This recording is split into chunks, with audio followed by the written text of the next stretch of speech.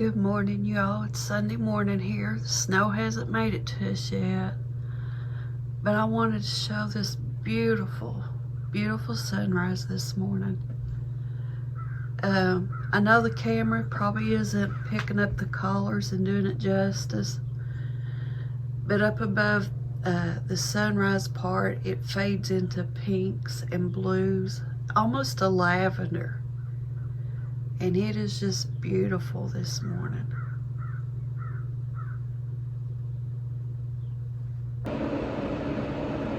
We got all the windshields covered up on the vehicles. We're about as ready as we can be, y'all. I got the old crock pot out early this morning while I was up and about fixing my coffee. And I've put me a big old package of chicken legs in the crock pot, and I've got that cooking away.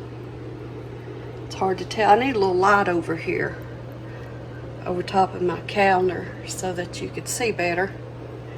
But I just mixed up a little bit of brown gravy and chicken gravy and some water, and then I put my chicken legs in there, and I sprinkled over the top some garlic powder, onion powder, paprika, salt and pepper. So that's what we'll have for dinner after a while, and I'll just fix me some simple sides. And that'll make a meal for today.